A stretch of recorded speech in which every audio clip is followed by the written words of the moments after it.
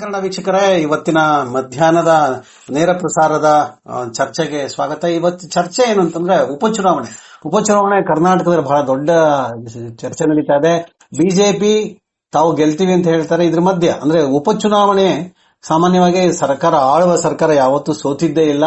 ಆದ್ರೂ ಕೆಲವು ನಡೆದಂತಹ ಬೆಳವಣಿಗೆಗಳು ಈ ಉಪಚುನಾವಣೆಯಲ್ಲಿ ಕಾಂಗ್ರೆಸ್ಗೆ ಹಿನ್ನಡೆ ಆಗಬಹುದು ಅಂತ ಹೇಳಲಾಗ್ತದೆ. ಸೊ ಆ ಹಿನ್ನಡೆ ನಡುವೆ ಈಗ ಸ್ವತಃ ಅಲ್ಲಿ ದಾವಣಗೆರೆ ಕ್ಷೇತ್ರದಲ್ಲಿ ಪ್ರಚಾರ ಮಾಡಿ ಗ್ರೌಂಡ್ ವರ್ಕ್ ಮಾಡಿರ್ತಕ್ಕಂಥ ಕೆಲಸ ಮಾಡಿರ್ತಕ್ಕಂಥ ಕಾಂಗ್ರೆಸ್ ಪಕ್ಷದ ವಕ್ತಾರರಾದಂತಹ ಮತ್ತು MLC ಆದಂತಹ ನಾಗರಾಜ್ ಅವರನ್ನ ಮಾತಾಡಿಸೋಣ. ನಮಸ್ಕಾರ ಸರ್. ನಮಸ್ಕಾರ. ಹೇಳಿ ಕಿರಣ್ ಅವರೇ. ಸರ್, ಇವತ್ತು ನನಗೆ ಮಾಹಿತಿ ಸಿಕ್ತು, ನೀವು ಅಲ್ಲೆಲ್ಲ ಏನು ಗ್ರೌಂಡ್ ವರ್ಕ್ ಮಾಡಿದೀರಾ ಮತ್ತೆ ಬಹಳ ಸ್ಪಷ್ಟವಾದ ಚಿತ್ರಣ ನಿಮ್ಗೆ ಸಿಕ್ಕಿದೆ ಅಂತ ನಮ್ಗೆ ಅನ್ನಿಸ್ತಾ ಇದೆ. ಸೊ ಆದ್ರೆ ವಿರೋಧ ಪಕ್ಷಗಳು ನಾವೇ ಗೆಲ್ತೀವಿ ಅಂತ ಹೇಳ್ತಾರೆ ಮತ್ತು ಒಂದು ವರ್ಗ ಅಂದ್ರೆ ಮುಸ್ಲಿಂ ಸಮುದಾಯ ಮುನ್ಸ್ಕೊಂಡಿದೆ, ಕಾಂಗ್ರೆಸ್ ನಮ್ಮನ್ನ ಬಳಸ್ಕೊಂಡು ಬಿಸಾಕುತ್ತೆ, ಕರಿಬೇವು ಒಂಥರ ನಮಗೇನು ಮಾಡಲ್ಲ ಅಂತ ಹೇಳ್ತಾ ಇದಾರೆ. ಸೊ ಇದಕ್ಕೆ ತಾವೇನ್ ಹೇಳ್ತೀರಾ? ಇದರಲ್ಲಿ ಯಾವುದೇ ಹುರುಳಿಲ್ಲ ಅಂತ ಸ್ಪಷ್ಟವಾಗಿ ಹೇಳ್ತೀನಿ. ಕಾರಣ ಏನು? ಮುಸ್ಲಿಮ್ಸ್ ಯಾವ ರೀತಿ ನಾವು ಅವ್ರನ್ನ ಸರಿಯಾಗಿ ನಡೆಸ್ಕೊಂಡಿಲ್ಲ ಅಂತ ಸ್ಪಷ್ಟವಾಗಿ ಹೇಳಬೇಕಾಗ್ತದೆ. ಇವಾಗ ಶಿಗ್ಗಾಂವಲ್ಲಿ ಲಿಂಗಾಯತರು ಪ್ರಬಲವಾಗಿ ಕೇಳ್ತಾ ಇದ್ರು ಸೀಟ್ನ, ಪಂಚಮಶಾಲೆಗಳು ಕೇಳ್ತಾ ಇದ್ರು. ಯಾರು ಕೊಟ್ಟಿವಿ ನಾವು ಸೀಟ್ನ? ಅಲ್ಪಸಂಖ್ಯಾತರು ಕೊಡ್ಲಿಲ್ವಾ? ಅವ್ ಲಿಂಗಾಯತರು ಸಪೋರ್ಟ್ ಮಾಡ್ಲಿಲ್ವಾ? ಇವತ್ತು ಇಟ್ಸ್ ಅದರ್ ವೇ. ಇವತ್ತು ಲಿಂಗಾಯತರು ಕೊಟ್ಟಾಗ ಅಲ್ಪಸಂಖ್ಯಾತರು ಸಪೋರ್ಟ್ ಮಾಡ್ತಾರೆ. ಯಾರು ಮಾತಾಡ್ತಾ ಇದಾರೆ ಅಂತಂದ್ರೆ, ಯಾರು ಸ್ವಲ್ಪ ಪಿಟಿ ಪಾಲಿಟಿಕ್ಸ್ ಮಾಡ್ತಾರೋ ಅವ್ರು ಮಾತಾಡ್ತಾರೆ. ಆದ್ರೆ ಅಲ್ಪಸಂಖ್ಯಾತ ಬಹುತೇಕ ಮುಖಂಡರು ಕಾಂಗ್ರೆಸ್ಸಿನ ಪರವಾಗಿ ಇವಾಗೆಲ್ಲ ಮೊದಲಿಂದ ಇದ್ದಾರೆ. ಅವ್ರ ಹಕ್ಕನ್ನ ಪ್ರತಿಪಾದನೆ ಮಾಡಿದ್ದಾರೆ. ಅದಕ್ಕೆ ನಮ್ದು ಯಾವುದೂ ಆಕ್ಷೇಪ ಇರಲ್ಲ. ಒಂದು ಸಲ ಹೈಕಮಾಂಡ್ ಒಂದು ತೀರ್ಮಾನ ಮಾಡಿದ ನಂತರ ಅದು ಕಾಂಗ್ರೆಸ್ ಐಡಿಯಾಲಜಿಗೆ ಅನುಗುಣವಾಗಿ ಕೆಲಸ ಮಾಡಿರ್ತೀವಿ, ತೀರ್ಮಾನ ಮಾಡಿರ್ತಾರೆ. ಅದನ್ನ ಒಪ್ಪಿಕೊಂಡು ಕೆಲಸ ಮಾಡ್ತಾ ಇರ್ತಕ್ಕಂಥ ಅಲ್ಪಸಂಖ್ಯಾತರು ದಾವಣಗೆರೆ ದಕ್ಷಿಣದಲ್ಲಿರ್ತಕ್ಕಂಥ ಕ್ಷೇತ್ರದ ಅಲ್ಪಸಂಖ್ಯಾತ ಮುಖಂಡರು ಮಾಡ್ತಾ ಇದ್ದಾರೆ. ಆದರೆ ಇದನ್ನೆಲ್ಲ ಬೆಂಕಿ ಹಚ್ಚ ಕೆಲಸ ಮಾಡ್ತಾರೋ ಯಾರು ಅಂದ್ರೆ ಬಿಜೆಪಿಯವರು ಎಂದೂ ಒಬ್ಬರಿಗೂ ಮುಸಲ್ಮಾನರು ಸೀಟ್ ಕೊಟ್ಟದವರಲ್ಲ, ಒಂದು ಕ್ರಿಶ್ಚಿಯನ್ರು ಸೀಟ್ ಕೊಟ್ಟವರಲ್ಲ. ಪಾರ್ಲಿಮೆಂಟ್ ಇರ್ಲಿ, ಲೋಕಸಭಾ ಇರ್ಲಿ, ರಾಜ್ಯಸಭಾ ಇರ್ಲಿ, ಯಾವ್ದು ಕೊಡಲ್ಲ. ಅವರು ಅಸೆಂಬ್ಲಿ ಇದ್ರು ಕೊಡಲ್ಲ, ಬೈ ಎಲೆಕ್ಷನ್ ಇದ್ರು ಕೊಡಲ್ಲ. ಇವತ್ತು ಅಲ್ಪಸಂಖ್ಯಾತರ ಮಾತಾಡ್ಲಿಕ್ಕೆ ಯಾವ ನೈತಿಕತೆ ಅವ್ರಿಗೆ ಉಳಿದಿದೆ? ಅವ್ರಿಗೆ ಯಾವ್ದು ನೈತಿಕತೆ ಇಲ್ಲ. ಒಂದು ನೈತಿಕತೆ ಪ್ರಶ್ನೆ ಬಂದಾಗ ಅವರು ಇಲ್ಲ, ಮುಗಿಸ್ತೀನಿ ನಾನು. ಅಲ್ಪಸಂಖ್ಯಾತರು ಬಂದು ಟಿಕೆಟ್ ಕೇಳೋದ್ರಲ್ಲಿ ತಪ್ಪೇ ಇಲ್ಲ, ನಾನು ಕೂಡ ಅವ್ರ ಪರ ಇರ್ತೀನಿ. ಆದ್ರೆ ಒಂದು ಸಲ ತೀರ್ಮಾನ ಮಾಡಿದ್ಮೇಲೆ ಎಲ್ಲರೂ ಕುತ್ಕೊಂಡು ತೀರ್ಮಾನ ಮಾಡಿದ್ಮೇಲೆ, ಕಲೆಕ್ಟಿವ್ ಲೀಡರ್ಶಿಪ್ ಇಂದ ತೀರ್ಮಾನ ಆದ್ಮೇಲೆ ಯಾರು ಅದ್ರ ಬಗ್ಗೆ ವಾಪಸ್ ಸ್ವರ ಎತ್ತಿಲ್ಲ. ಈಗ ಅಲ್ಲಿರೋ ಪೈಲ್ವಾನೆಲ್ಲ ಬಂದು ವಾಪಸ್ ಸೇರ್ಕೊಂಡ್ರು. ಜಬ್ಬಾರು ನಾನು ಕಾಂಗ್ರೆಸ್ ಕೆಲಸ ಮಾಡ್ತೀನಿ ಅಂತ ಹೇಳಿದ್ರು. ಮುಖಂಡರೆಲ್ಲ ಹೇಳಿದ್ಮೇಲೆ ಯಾರೋ ಒಂದ್ 4 ಜನ ಇಂಡಿಪೆಂಡೆಂಟ್ ಕಂಟೆಸ್ಟ್ ಮಾಡ್ತೀನಿ ಅಂದ್ರೆ ಯಾವ ಅರ್ಥಕ್ಕೋಸ್ಕರ ಅಂತ ನಿಮ್ಗೂ ಅರ್ಥ ಆಗಿರ್ತದೆ. ಅವ್ರು ಮೊದಲು ಕೂಡ STP ಅವ್ರು ಇತ್ಕೊಳ್ಳಿ, STP ಅವರು ಇದನ್ನ ಇಟ್ಕೊಂಡು ಮಾತಾಡ್ತಾರೆ.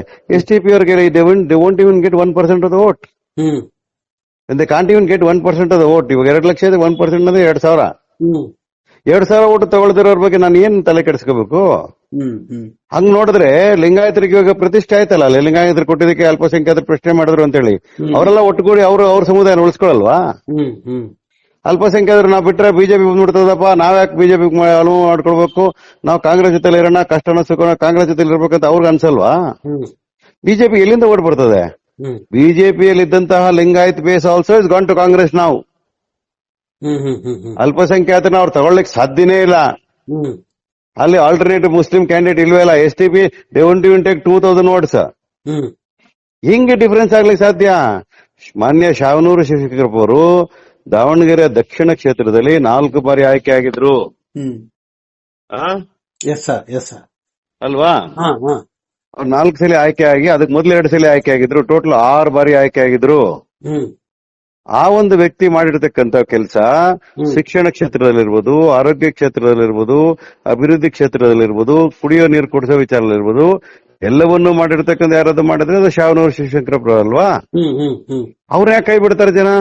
ಅವ್ರೇನ್ ರಾಜಕೀಯದಲ್ಲಿ ದುಡ್ಡು ಮಾಡಿರ್ತಕ್ಕಂಥ ವ್ಯಕ್ತಿ ಅಲ್ವಲ್ಲ? ಅವ್ರೇನ್ ಕರಪ್ಷನ್ ಇನ್ವಾಲ್ವ್ ಆಗಿರೋ ವ್ಯಕ್ತಿ ಅಲ್ವಲ್ಲ? ಶೋಭೆ ತಂದಿರ್ತಕ್ಕಂಥದ್ದು, ಜನಗಳಿಗೆ ಗೌರವದಿಂದ ನಡೆಸ್ಕೊಂಡಿರೋದು, 4 ಜನಕ್ಕೆ ಕೊಡುಗೆ ದಾನಿ ಆಗಿರ್ತಕ್ಕಂಥವ್ರು. ಯಾವ ಫ್ಯಾಕ್ಟರಲ್ಲೂ ಕೂಡ ಅವ್ರ ಆಂಟಿ ಇನ್ಕಮ್ ಸೇರಕ್ ಸಾಧ್ಯನೇ ಇಲ್ಲ.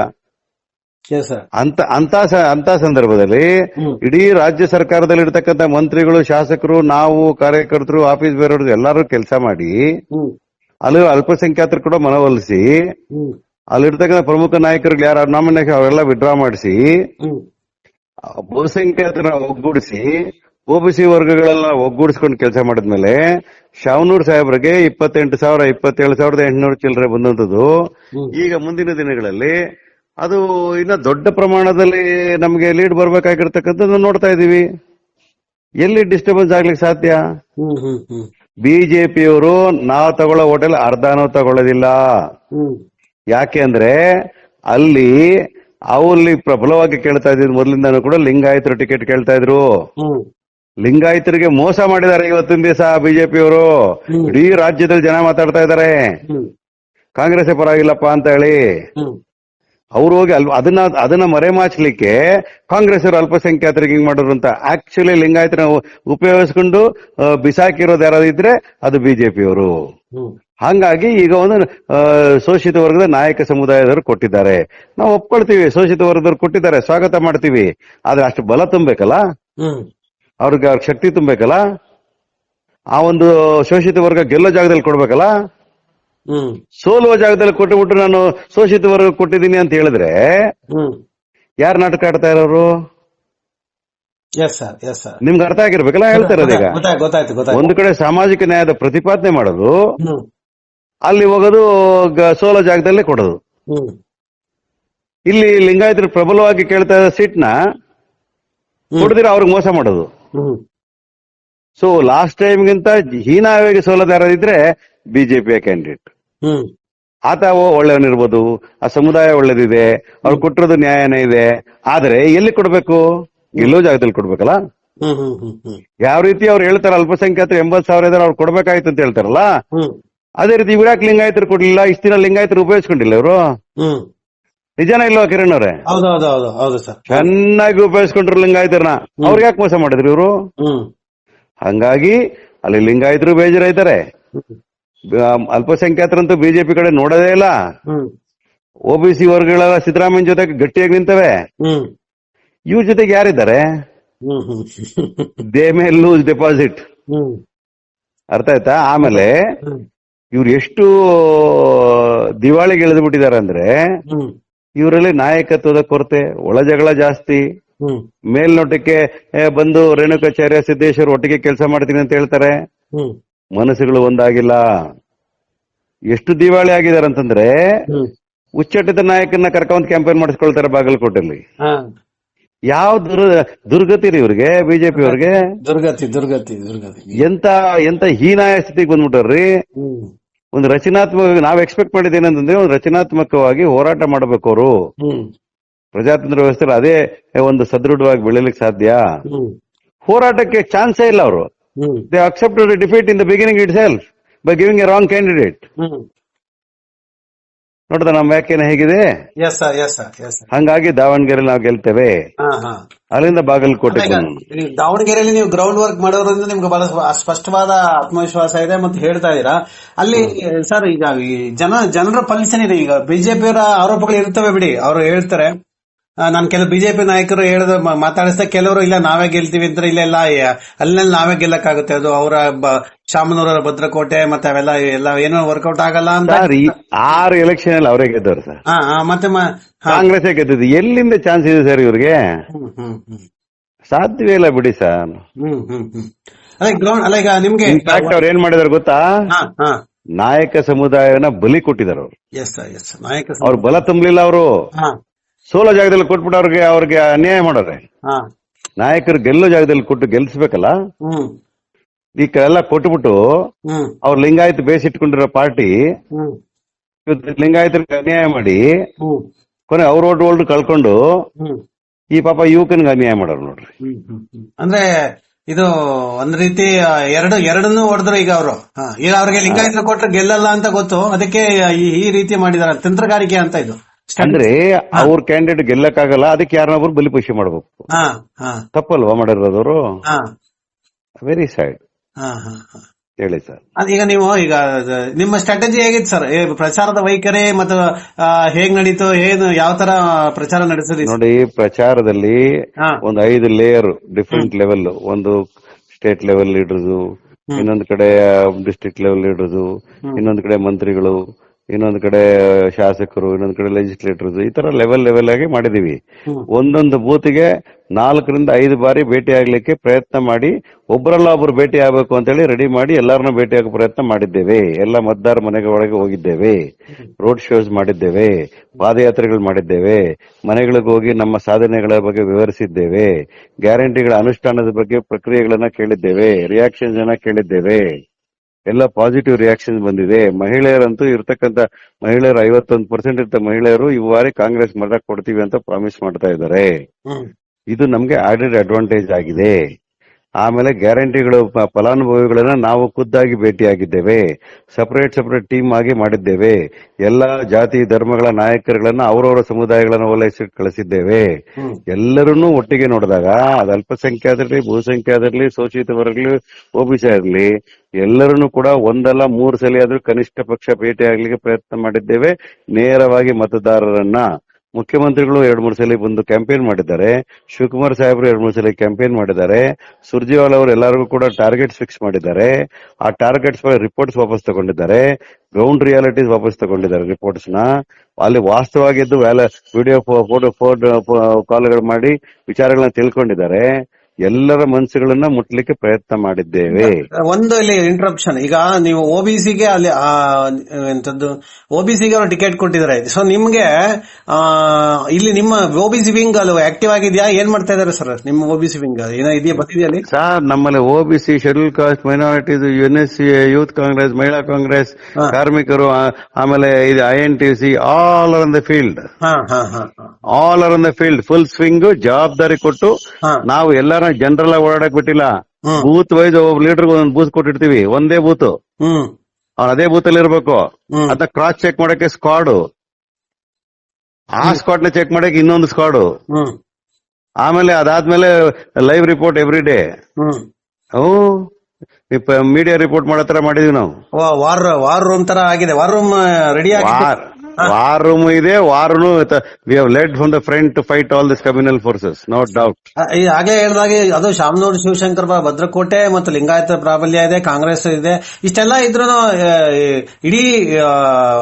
ಇಡೀ ಗವರ್ಮೆಂಟ್ ಅಲ್ಲಿ ಇದೆ ಅಂತ ಹೇಳಿ ಬಿಜೆಪಿ ಹೇಳ್ತಾ ಇದೆ. ಇದಕ್ಕೇನ್ ಹೇಳ್ತಿತ್ತು? ಗವರ್ಮೆಂಟಿನ ಜವಾಬ್ದಾರಿ ಅಲ್ವಾ? ನಾವ್ ಮಾಡಿರೋ ಕೆಲಸನ ಎಕ್ಸ್ಪ್ಲೇನ್ ಮಾಡೋದು ನಮ್ ಜವಾಬ್ದಾರಿ ಅಲ್ವಾ?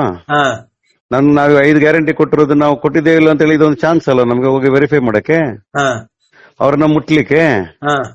It is all opportunities we used it in our favour. What is wrong?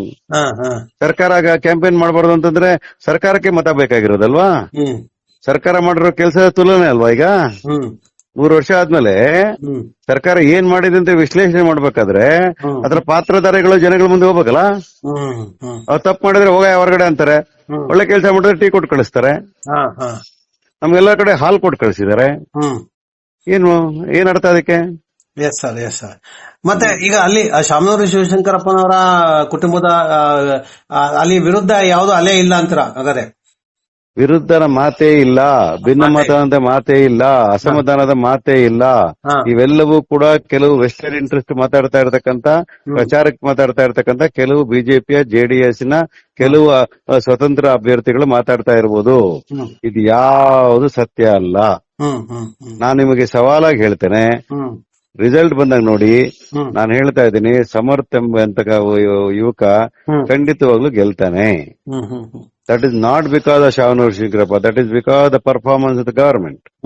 ಅಲ್ಲ ಇದು ಒಂದು ಎಲ್ಲರೂ ಮಾಡ್ತಾರೆ. ಕಾಂಗ್ರೆಸ್ ಅಲ್ಲಿ ಇದೆ, ಬಿಜೆಪಿ ಇದೆ, JDS ಇದೆ. ಆದ್ರೆ ಇದೇನು ಅಪ್ರಸ್ತುತ ಇದೆ. ಯಾಕಂದ್ರೆ ಇದೊಂಥರ ಸಾರ್ವತ್ರಿಕರಣ ಅಂದ್ರೆ ನ್ಯೂ ನಾರ್ಮಲ್ ಆಗ್ಬಿಟ್ಟಿದೆ. ಏನಂದ್ರೆ ಫ್ಯಾಮಿಲಿ ಅವರೇ ಬರ್ತಾರೆ, ಬೇರೆ ಯಾರಿಗೂ ಅವಕಾಶ ಇಲ್ಲ ಅಂತ. ಇದಕ್ಕೆ ಅಲ್ಲೇನಾದ್ರೂ ಆ ರೀತಿ ಒಂದು ಎತ್ಕಟ್ಟೋ ಸಾಧ್ಯ? ಯಾವ ಪಕ್ಷವು ಇದರಿಂದ ಹೊರತಾಗಿದೆ? ಅದೇ ಹೇಳಿ ನಾನು ನ್ಯೂ ನಾರ್ಮಲ್ ಅಂತ ಹೇಳಿ. ವಂಶ ಪಾರಂಪರ್ಯ ರಾಜರ ಆಡಳಿತ ಹೊರತಾಗಿದೆ. ಯಡಿಯೂರಪ್ಪನ ಹೆಸರು ವಿಜಯೇಂದ್ರನ ಹೆಸರು ಪಕ್ಕದಲ್ಲಿ ಇರ್ತದೆ, ರಾಘವೇಂದ್ರ ಪಕ್ಕದಲ್ಲಿ ಯಡಿಯೂರಪ್ಪ ಅಂತ ಇರ್ತದೆ, ಕುಮಾರಸ್ವಾಮಿ ನಿಖಿಲ್ ಕುಮಾರಸ್ವಾಮಿ ಪಕ್ಕದಲ್ಲಿ ಕುಮಾರಸ್ವಾಮಿ ಅಂತ ಇರ್ತದೆ, ಸಿದ್ದರಾಮಯ್ಯ ಅಂತ ಇರುತ್ತೆ. ನಾನು ಯಾವ ಪಕ್ಷ ಅಂತ ಹೇಳಿದ್ನಲ್ಲ, ಯಾವ ಪಕ್ಷವೂ ಹೊರತಾಗಿಲ್ಲ. ಅರ್ಥ ಆಯ್ತಾ? ಅದಕ್ಕಾಗಿ ಯಾರಿಗೂ ಈ ನೈತಿಕತೆ ಇಲ್ಲ ಇದು ಮಾತಾಡ್ಲಿಕ್ಕೆ. ಆಮೇಲೆ ಶಾವನೂರು ಶಿವಕುಮಾರ್ ಅವ್ರು ಮಾಡಿರೋ ಕೆಲಸಕ್ಕೆ ಕೊಡ್ತಕ್ಕಂಥ ಗೌರವ, ಮತ್ತೆ ಅವ್ರದೇ ಸೀಟ್ ನ ಒಂದು ಏನು ಅವ್ರ ಫ್ಯಾಮಿಲಿಯವರು ಉಳಿಸ್ಕೊಂಡು ಹೋಗ್ಬೇಕಾಗಿರೋದು, ಅದರ ಜವಾಬ್ದಾರಿ ವಹಿಸ್ಕೋಬೇಕಾಗಿರೋದು ಆ ಫ್ಯಾಮಿಲಿದ ಜವಾಬ್ದಾರಿ ಕೂಡ. ಹ್ಮ್ ಹಂಗಾಗಿ ಕೊಟ್ಟಿರ್ತಕ್ಕಂಥದ್ದು. ಶಾಮನೂರ್ ಅವರು ಕಾಂಗ್ರೆಸ್ ಪಕ್ಷದ ಖಜಾಂಚಿಯಾಗಿ ಹ್ಮ್ ಅವ್ರದೇ ಅಂತ ರೀತಿಯಲ್ಲಿ ಕೊಡುಗೆನ ಕೊಟ್ಟು ಹ್ಮ್ ಪಕ್ಷಕ್ಕೋಸ್ಕರ ದುಡಿದಿರ್ತಾರೆ ಹೌದು. ವರ್ಷಾನುಗಟ್ಲೆ. ಹೌದು. ಹ್ಮ್ ಒಂದ್ಸಲ ಲೋಕಸಭಾ ಸದಸ್ಯರಾಗಿ, ಹ್ಮ್ ಆಮೇಲೆ ಒಂದ್ 6 ಬಾರಿ ಶಾಸಕನಾಗಿ, ರಾಜ್ಯದಲ್ಲಿ ಮಂತ್ರಿಯಾಗಿ, all this has got a legacy behind it, right? Hmm ಅವ್ರ ಅಭಿಮಾನಿಗಳಿದ್ದಾರೆ, ಅವರ ಕೆಲಸ ಮಾತಾಡ್ತದೆ, ಹ್ಮ್ ಅವರ ಕೊಟ್ಟಿರೋ ದಾನ ಧರ್ಮ ಕೆಲ್ಸಕ್ಕೆ ಬರ್ತದೆ. Hmm it's advantages to me, hmm given. ಅವ್ರ ಕೆಲಸ ಮಾಡಿದ್ರೆ ಮನೇಲಿ ಎತ್ಕೊಂಡಿದ್ರೆ ಅವ್ರ ಮನೆ ಯಾಕೆ ಕೊಟ್ರು ಅಂತ ಹೇಳೋದು. ಹ್ಮ್ ಕೆಲಸ ಮಾಡಿದ್ಮೇಲೆ ನೇರ ಚುನಾವಣೆಗೆ ಟಿಕೆಟ್ ಕೊಟ್ಟಿದೀವಿ, ರಾಜ್ಯಸಭಾ ಕೊಟ್ಟಿದೀವಾ, ಹ್ಮ್ ಹ್ಮ್ ಹ್ಮ್ ನಾವೇನು MLC ಟಿಕೆಟ್ ಕೊಟ್ಟಿದೀವಾ? ಹ್ಮ್ ಬ್ಯಾಕ್ ಡೋರ್ ಪಾಲಿಟಿಕ್ಸ್ ಅವರೇ ತುಂಬ್ಕೊಬಿಟ್ರು ಅಂತ ಹೇಳಕ್ಕೆ. ಹ್ಮ್ ಇದು ನೇರ ಚುನಾವಣೆ ಸ್ವಾಮಿ, ಜನ ಆಯ್ಕೆ ಮಾಡ್ತಾರೆ. ಜನ ಈಗ ಓಟ್ ಕೊಟ್ಟ ಮೇಲೆ ಹ್ಮ್ ಅದಕ್ಕೇನ್ ಹೇಳ್ತಾರೆ ಅವಾಗ? S sir, yes sir. ಕ್ಷಮೆ ಕೇಳ್ತಾರ ಅವಾಗ ಬಿಜೆಪಿ ಅವರು? ಕೇಳ್ತಾರೆ. ಹಾ ಮತ್ತೆ ಕೊನೆಗೆ ಸರ್ ಅಂತಿಮವಾಗಿ ಇಡೀ ಚುನಾವಣೆ ಇನ್ನ ಬಾಗಲಕೋಟೆ ಕೇಳಿಲ್ಲ ನೀವು? ಅದೇ ಬಾಗಲಕೋಟೆ ನೀವು ಹೋಗಿದ್ರಾ? ಏನ್ ಸರ್ ನೀವು ಹಂಗಂತೀರಾ? ಬಾಗಲಕೋಟೆ ಕೇಳಿ ಸರ್. ಅಲ್ಲಲ್ಲ, Davangere. Davangere Davangere is known fact, we will win highest majority. Bagalkote chemistry ಬೇರೆ, ಅಲ್ಲಿ OBC ಸ್ಟ್ರಕ್ಚರ್ ಇದೆ, ಮತ್ತೆ ಸತೀಶ್ ಜಾರಕಿಹೊಳಿ. ಇಲ್ಲ ಅದೆಲ್ಲ ಇಲ್ಲ. ಅದರ ಜೊತೆಗೆ ಲಾಸ್ಟ್ ಟೈಮ್ ಈ ಕ್ಯಾಂಡಿಡೇಟ್ ನಮ್ ಕ್ಯಾಂಡಿಡೇಟ್ ಅವ್ರ ಕ್ಯಾಂಡಿಡೇಟ್ ಬರೀ 5,000 ಚಿಲ್ಲರೆ ಓಟ್ ಡಿಫರೆನ್ಸ್ ಇದ್ದಿದ್ದು. ಅದು ನೆಕ್ ಟು ನೆಕ್ ಫೈಟ್ ಇತ್ತು. It may be possible anything ಅಂತ. ಅಲ್ಲಿ ಡಾಮಿನೇಷನ್, ಇಲ್ಲಿ ಈ ದಾವಣಗೆರೆಯಲ್ಲಿ ಮುಸ್ಲಿಂ ಡಾಮಿನೇಷನ್, ಅಲ್ಲಿ ಲಿಂಗಾಯ ಡಾಮಿನೇಷನ್, ಅದಕ್ಕೆ ಅದು ಹತ್ರ ಫೈಟ್ ಆಗ್ಬಿಟ್ಟಿತ್ತು. ಸೊ ಅದೊಂದು ವಿಶಿಷ್ಟ ಕಾನ್ಸ್ಟಿಟ್ಯೂನ್ಸಿ. ಅಲ್ಲಿ ಮೇಟಿಯವರಿಗೆ ಸಿಂಪತಿಯ ಜೊತೆಗೆ ಅಲ್ಲಿ ಮುಖ್ಯಮಂತ್ರಿಗಳು 16 ಸಭೆಗಳನ್ನು ಮಾಡಿದ್ದಾರೆ. ಮುಖ್ಯಮಂತ್ರಿಗಳೇ ಖುದ್ದಾಗಿ ಹೋಗಿದ್ದಾರೆ, ನಾನೇ ಕ್ಯಾಂಡಿಡೇಟ್ ಓಟ್ ಹಾಕಿ ಅನ್ನೋ ಮಟ್ಟಕ್ಕೆ ಮಾತಾಡಿದ್ದಾರೆ. ಯಾಕೆ ಮಾತಾಡಿದೀವಿ ಅಂದ್ರೆ ಅದು last time neck to neck ಆಗ್ಬಿಟ್ಟಿತ್ತು. ಅಂದ್ರೆ ಅದನ್ನ ಈಸಿಯಾಗಿ ತಗೋಬಾರದು ಅಂತೇಳಿ ವಿಶೇಷವಾಗಿ ಹೋರಾಟ ಮಾಡಿದ್ದೇವೆ. ಹಂಗಾಗಿ ಅಲ್ಲಿ ಮುಖ್ಯಮಂತ್ರಿಗಳೇ ಪ್ರತಿಷ್ಠೆ ತಗೊಂಡಿರೋದ್ರಿಂದ ಸತೀಶ್ ಜಾರಕಿಹೊಳಿ ಜೊತೆಗೆ ಹಲವಾರು ಮಂತ್ರಿಗಳು ಹೋಗಿದ್ದಾರೆ, ಒಂದು 15 ಜನ ಮಂತ್ರಿಗಳು ಹೋಗಿದ್ದಾರೆ, ನಂತರ ಶಾಸಕರೆಲ್ಲ ಹೋಗಿದ್ದಾರೆ. ಅಲ್ಲೂ ಕೂಡ ನಾವು ಗೆಲ್ಲಲಿಕ್ಕೆ ಪ್ರಯತ್ನವನ್ನು ಮಾಡ್ತೇವೆ. ಆ ಒಂದು ಬಿಜೆಪಿ ಕ್ಯಾಂಡಿಡೇಟ್ ಸ್ವಲ್ಪ ಅರಗಂಟು, ಅದು ನಮ್ ಪ್ಲಸ್ ಪಾಯಿಂಟ್ ಆಗ್ತದೆ. ಮತ್ತೆ ಅಲ್ಲಿರ್ತಕ್ಕಂಥ ಲಿಂಗಾಯತರನ್ನೂ ಕೂಡ ಓಲೈಸಿಕೊಳ್ಳಿಕ್ಕೆ ನಾವು MB ಪಾಟೀಲ್ ಇಂದ ಹಿಡಿದು ಬಹಳ ದೊಡ್ಡ ನಾಯಕರುಗಳನ್ನು ಕಳಿಸಿ ಕ್ಯಾಂಪೇನ್ ಮಾಡಿಸಿದ್ದೇವೆ. ಅದಾದ ನಂತರ ಬಿಜೆಪಿ ಯಾವ ಪರಿಸ್ಥಿತಿಗೆ ಬಂದ್ಬಿಟ್ಟಿದೆ ಅಂದ್ರೆ ಅವರಲ್ಲಿ ಅಕ್ಸೆಪ್ಟೆನ್ಸ್ ಇಲ್ಲದೆ ಇರೋ ಲೀಡರ್ಗಳು ಇರೋದು, ಅಕ್ಸೆಪ್ಟೆನ್ಸ್ ಇರೋ ಲೀಡರ್ಸ್ ಇಲ್ಲ. ಹಂಗಾಗಿ ಯತ್ನಾಳ್ ಅವ್ರನ್ನ ಕರ್ಕೊಂಡ್ಬಂದು ಸ್ಟಾರ್ ಕ್ಯಾಂಪೇನ್ ಮಾಡಿಸ್ತಾರೆ. ಹಂಗಾದ್ರೆ ಅವ್ರ ಉಚ್ಚಾಟನೆಗೆ ಏನ್ ಅರ್ಥ? ಯಾವ ರೀತಿ ನಗಪಾಟೀಲ್ಗೆ ಇನ್ವಾಲ್ವ್ ಆಗಿದ್ದಾರೆ ಅವರು ಯಡಿಯೂರಪ್ಪನವರು ಬಂದ್ರು, ಒಂದ್ ರೌಂಡ್ ಮಾಡ್ಕೊಂಡು ಹೋದ್ರು. ವಿಜಯೇಂದ್ರನ ಜನ ಅಕ್ಸೆಪ್ಟ್ ಮಾಡಲ್ಲ. ಅದಕ್ಕೋಸ್ಕರವಾಗಿ ಅವರು ಬಸವನಗೌಡ ಯತ್ನಾಳ್ನ ಕರ್ಕ ಬಂದಿದ್ದಾರೆ, ಕ್ಯಾಂಪೇನ್ ಮಾಡ್ಲಿಕ್ಕೆ ಪ್ರಯತ್ನ ಮಾಡಿದ್ದಾರೆ. ಅವರು ಹಿಂದೂ ಮುಸ್ಲಿಂ ಮಾಡ್ಲಿಕ್ಕೆ ಹೊರಟಿದ್ದಾರೆ. ಅದನ್ನ ಅಲ್ಲಿನ ಜನ ಮನ್ನಣೆ ಕೊಡಲ್ಲ. ನಮ್ಗೆ ಅಲ್ಪಸಂಖ್ಯಾತರು ಬೇಕು, ಬಹುಸಂಖ್ಯಾತರು ಬೇಕು, ಶೋಷಿತ ವರ್ಗದವರು ಬೇಕು, ಎಲ್ಲರನ್ನು ಒಳಗೊಂಡಂತ ಭಾರತ ಆಗ್ಬೇಕು, ಎಲ್ಲರನ್ನು ಒಳಗೊಂಡ ಬಾಗಲಕೋಟೆ ಆಗ್ಬೇಕು. ಅದಕ್ಕೆ ಸಿದ್ದರಾಮಯ್ಯವರು ಪಣ ತೊಟ್ಟು ಕೆಲಸ ಮಾಡ್ತಾ ಇದ್ದಾರೆ. ಅಲ್ಲಿ 5,000ದಲ್ಲಿ ಲಾಸ್ಟ್ ಟೈಮ್ ಗೆದ್ದಿದ್ರಲ್ಲ, ಅದನ್ನ ಇವತ್ತು 10,000 ತಗೊಂಡೋಗ್ಲಿಕ್ಕೆ ಪ್ರಯತ್ನ ಮಾಡಿದ್ದೇವೆ. ಯಾಕೆ ಅಂದ್ರೆ ಈ ಸರಿ ನಾವು ಕೊಟ್ಟ ಮಾತನ್ನು ನಡ್ಕೊಂಡಿದ್ದೇವೆ, ನುಡಿದಂತೆ ನಡ್ಕೊಂಡಿದ್ದೇವೆ. ಗ್ಯಾರಂಟಿಗಳ ಅನುಷ್ಠಾನ ಆಗಿದೆ, ಜನ ಬೆನಿಫಿಷಿಯರ್ಸ್ ಇದ್ದಾರೆ. ಆ ಬೆನಿಫಿಷಿಯರಿಂದ ನಮ್ಗೆ ಓಟ ಕನ್ವರ್ಟ್ ಆಗ್ತದೆ ಅಂತಕ್ಕಂಥ ಪ್ರಬಲವಾದ ನಂಬಿಕೆ ಇದೆ. ಹೇಳಿ ಸರ್. ಅಲ್ಲ, ಈಗ 10,000 ಅಂದ್ರೆ ಇನ್ನು ಅಂದ್ರೆ ಈಗ ಸದ್ಯಕ್ಕೆ ಈಗ ನಾವು ಆಗ್ಲೇ ಹೇಳ್ತಾ ಇದ್ದೀವಿ ಇಂಟ್ರೊಡಕ್ಷನ್ ಅಲ್ಲೇ, ಯಾವತ್ತು ಆಳುವ ಸರ್ಕಾರ ಉಪಚುನಾವಣೆ ಸೋತಿಲ್ಲ ಅಂತ ಹೇಳ್ತಾರೆ. ಸೊ ಹಂಗಾಗಿ ಇದೆ ಸರ್. ಬಿಜೆಪಿ ಇದ್ದಾಗ ಸೋತ್ರಲ್ಲ, ಬಿಜೆಪಿ ಸರ್ಕಾರ ಸೋತಿಲ್ಲ ಅವರು 2-3 ಕಡೆ. ಹೌದು, ಕಾಂಗ್ರೆಸ್ ಸೋಲಿಸ್ತವ್ರನ್ನ. ಸೊ ಈಗ ಅದ್ಯಾಕೆ ಹೇಳ್ತೀರಾ ನೀವು? ಇಲ್ಲಿ ದೇವೇಗೌಡರು ಬಿಟ್ಟುಕೊಟ್ಟು ಸೀಟು ಸೋಲಿಲ್ವ ಅವಾಗ? ಎಲ್ಲಿ? ಕರ್ನಾಟಕದಲ್ಲಿ ರಾಮನಗರದಲ್ಲಿ. ಸಿಎಂ ಲಿಂಗಪ್ಪ ಗೆದ್ರಲ್ಲ. ಹೌದು, ತುಂಬಾ ಉದಾಹರಣೆಗಳಿದೆ ಸರ್. ಆದ್ರೆ ಹೆಚ್ಚಿನಾಗಿ ಆಡಳಿತ ಪಕ್ಷವಾಗಿ ಇರತಕ್ಕಂಥದ್ದು ಬಹುತೇಕವಾಗಿ ನಿಜ ಅಂತೇಳಿ ನಾವು ಸುಮ್ನೆ ಕುತ್ಕೊಂಡ್ರೆ ಆಗಲ್ಲ. 2 ಸೀಟು ಗೆದ್ದೇ ಗೆಲ್ತೇವೆ. ಅಂದ್ರೆ ಈಗ ಒಂದು ಅಂದ್ರೆ ಈಗ ಎರಡು ಅಂದ್ರೆ ನಾವು ಯಾವಾಗ್ಲೂ ಮಾತಾಡ್ತೀವಿ ಪ್ರಾಬಬಿಲಿಟಿ ಅಂತಂದ್ರೆ ಇದರಲ್ಲಿ ಪ್ರಾಬಬಿಲಿಟಿ ಇಲ್ಲ ಸರ್, ನಮ್ಮ ಪರಿಶ್ರಮದಿಂದ ಹೇಳ್ತೀವಿ ನಾವು. It is both are one sided elections in favour of Congress. Yes sir. ಅಂತಿಮವಾಗಿ ಸರ್, ಈ ಸೋತ್ರೆ ಸರ್ಕಾರಕ್ಕೆ ಹಿನ್ನಡೆ ಅಲ್ಲ, ಗೆದ್ರೆ ಸರ್ಕಾರಕ್ಕೆ ಮುನ್ನಡೆ ಅಲ್ಲ, ಏನಂತೀರಾ? ನೋಡಿ, ಗೆಲ್ಲುವುದು ಶತಸಿದ್ಧ, ಇದು ಖಚಿತ. ಆದ್ರೆ ಗೆದ್ರೆ ಒಂದ್ ಮೆಸೇಜ್. ಶಿವಕುಮಾರ್ ಸಾಹೇಬರು, ಡಿ.ಕೆ. ಸಾಹೇಬರು, ಸತೀಶ್ ಅವರು ಎಲ್ಲರೂ ಸೇರಿ ಒಟ್ಟಿಗೆ ಹೋಗಿ ಅನ್ನೋ ಸಂದೇಶ. ಸೋತ್ರೆ ಪಾಠ ಕಲಿಬೇಕಾಗ್ತದೆ, ಸೋಲುವ ಪ್ರಶ್ನೆ ಇರಲ್ಲ. ನೀವು ಒಟ್ಟಿಗೆ ಹೋದ್ರೆ ನಿಮ್ ಗೆಲುವಿದೆ ಅಂತ ಮತ್ತೊಮ್ಮೆ ಸಾಬೀತಾಗ್ತದೆ. ಒಟ್ಟಿಗೆ ಹೋಗಿದಕ್ಕೆ ನಮ್ಗೆ 336 ಸೀಟ್ ಸಿಕ್ಕಿತ್ತು. ಇದು ಕೂಡ ನಮ್ ಸೀಟ್ಗಳಾಗಿತ್ತು, ಮತ್ತೆ ಉಳಿಸ್ಕೊಳ್ತೀವಿ. ಅಲ್ಲ, ಯೂನಿವರ್ಸಲ್ ಟ್ರೂತ್ ಅದು, ಒಗ್ಗಟ್ಟಿನಲ್ಲಿ ಬಲವಿದೆ ಅಂತ ಹೇಳಿ. ಸೊ ಈಗ ಅದರಲ್ಲೇ ನಂಬಿಕೆ ಇದೆ, ನಮ್ಗೆ ಕಲೆಕ್ಟಿವ್ ಲೀಡರ್ಶಿಪ್ ಅಲ್ಲಿ ನಂಬಿಕೆ ಇದೆ ನಮ್ಗೆ. S sir, S. ಸೊ ಅದಕ್ಕೆ ಈಗ ಇದು ಒಂದು ಒಗ್ಗಟ್ಟಾಗೋದಕ್ಕೆ ಚುನಾವಣೆ ನಿರ್ದೇಶನ ಕೊಡುತ್ತೆ ಅಂತ ಭಾವಿಸಬಹುದು. ಒಗ್ಗಟ್ಟು ಆಗಿರೋದಕ್ಕೆ ನಾವು ಗೆಲ್ತೀವಿ. ಚುನಾವಣೆ ರಿಸಲ್ಟ್ ಒಗ್ಗಟ್ಟು ಆಗಿರೋದಕ್ಕೆ ಗೆಲ್ಲೋದು ನಾವು. Yes sir, yes sir, yes. ಒಗ್ಗಟ್ಟು ಆಗಕ್ಕೆ ಚುನಾವಣೆ ಅಲ್ಲ, ಒಗ್ಗಟ್ಟು ಆಗಿರೋದಕ್ಕೆ ಚುನಾವಣೆ ಫೇಸ್ ಮಾಡೋದು. Yes sir. ಓಕೆ ಸರ್, ಈ ಚುನಾವಣೆ ನಡೀತಾ ಇದೆ, ಎಲ್ಲ ಇದ್ರ ಮಧ್ಯ ಇನ್ನೂ ಅಭಿವೃದ್ಧಿ ಕಾರ್ಯಗಳಾಗಬೇಕು. ಭಾಷೆಯ ಸಮಸ್ಯೆಗಳನ್ನ ರಾಜ್ಯಪಾಲರು ಉದ್ಭವಿಸಿದರೆ, ಇವೆಲ್ಲ ಬಹಳ ಸಮಸ್ಯೆಗಳಿದಾವೆ. ಅದರಲ್ಲೂ ಕೂಡ ಹೇಳ್ತೀನಿ ಕೇಳಿ. ನಾವು ಕನ್ನಡಕ್ಕೆ ಆದ್ಯತೆ ಕೊಟ್ರೆ ಇವರು ಸಭಾಪತಿಗಳು ಇನ್ನೊಬ್ರು ಅದಕ್ಕೆಲ್ಲ ಕೊಂಕು ಮಾತುಗಳು ಮಾತಾಡ್ತಾರೆ. ಹಿಂದಿ ಮೇಲೆ ಪ್ರೀತಿ ಇದೆ, ಹೋಗ್ಲಿಕ್ಕೆ ಉತ್ತರ ಪ್ರದೇಶಕ್ಕೆ. ಅಲ್ಲ, ರಾಜ್ಯಪಾಲರಲ್ಲಿ ಬಿಜೆಪಿಯ ಎಲ್ಲ ಶಾಸಕರುಗಳು, ಸಂಸದರುಗಳು ಅದ್ರ ಬಗ್ಗೆ ಮಾತನಾಡ್ತಾರೆ. ಸರ್ಕಾರ ಮತ್ತು ರಾಜಕಾರಣಿಗಳು, ನಿಮ್ಮಂತ ಕನ್ನಡ ಹೋರಾಟಗಾರರು ಯಾರು ಅವ್ರನ್ನ ಬಿಜೆಪಿ ಅವ್ರನ್ನ ಮುದ್ದಿಸ್ತಾ ಇದ್ದೀರಲ್ಲ, ಯಾಕೆ sir? Why are romancing with those people? They don't deserve to be romanced. They are not worth. So ಹಾಗಾಗಿ ಅದು ಆಗಲ್ಲ. ಕನ್ನಡಕ್ಕೆ ಆದ್ಯತೆ, ಕನ್ನಡ ಆಡಳಿತ ಭಾಷೆ, ಕನ್ನಡದ ಮಕ್ಕಳಿಗೆ ಗೌರವ ಕೊಡಬೇಕು. ಹಿಂದಿಗೆ ನಾವು ಅದಿರೋ ಜಾಗದಲ್ಲಿ ಇರಬೇಕು. ಅದನ್ನ ನಮ್ಮ ಮೇಲೆ ಹೇರೋ ಪ್ರಶ್ನೆನೇ ಇಲ್ಲ. ಆ ಮಾರ್ಕ್ಸ್ ತಗೊಂಡು ನಮ್ಮ ಮಕ್ಕಳೇನೋ ಸಾಧನೆ ಮಾಡ್ಬೇಕಾಗಿಲ್ಲ. ಕನ್ನಡದಲ್ಲಿ ಮಾರ್ಕ್ಸ್ ತಗೊಂಡ್ರೆ ಸಾಕಾಗಿದೆ. Kannada, maths, English, science, social studies ಇದರಲ್ಲಿ ಮಾರ್ಕ್ಸ್ ತಗೋಬೇಕು. ಅವರು ದೇಶ ಕಟ್ಟೋ ಕೆಲಸ ಮಾಡಬೇಕು.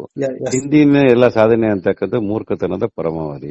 ಯಾರಾದ್ರೂ ಹಿಂದಿನ ಹೇಳ್ತೀನಿ ಅನ್ನೋದ್ರೆ ಅವ್ರಿಗಿಂತ ದೊಡ್ಡರು ಇನ್ನೊಂದಿಲ್ಲ. ಅದಕ್ಕೆ ಜನ ಪಾಠ ಕಲಿಸ್ತಾರೆ. ಅಲ್ಲ, ಯಾಕೆ ನನ್ನ ಇಲ್ಲಿ ಇರೋದೇ ಟಾರ್ಗೆಟ್ ಏನಂದ್ರೆ ರಾಜ್ಯಪಾಲರನ್ನ ನಾವು ಏನು ಮಾಡಕ್ಕಾಗಲ್ಲ. ಆದ್ರೆ ನಿಮ್ಮ ಇವರು subordinates BJP people including Shobha, Ashoka ಇವರೆಲ್ಲ ಮಾತಾಡ್ತಾ ಇರೋದು ಹಿಂದಿ ಇರಬೇಕು, ಹಿಂದಿ ವಾಪಸ್ ತರ್ತೀವಿ ನಾವು ಅಂತ ಹೇಳ್ತಾ ಇದಾರೆ. So how dare they are ಅಂತ ಹೇಳಿ ನಮ್ಮ ಪ್ರಶ್ನೆ.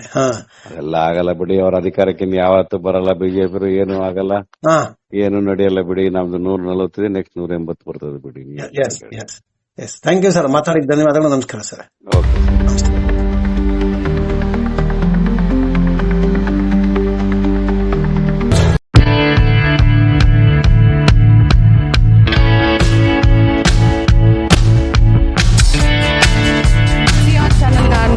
ಸಬ್ಸ್ಕ್ರೈಬ್ ಆಗಿ, ಲೈಕ್ ಮಾಡಿ, ಶೇರ್ ಮಾಡಿ. ಮುಕ್ತ ಪತ್ರಿಕೋದ್ಯಮವನ್ನು ಬೆಂಬಲಿಸಿ.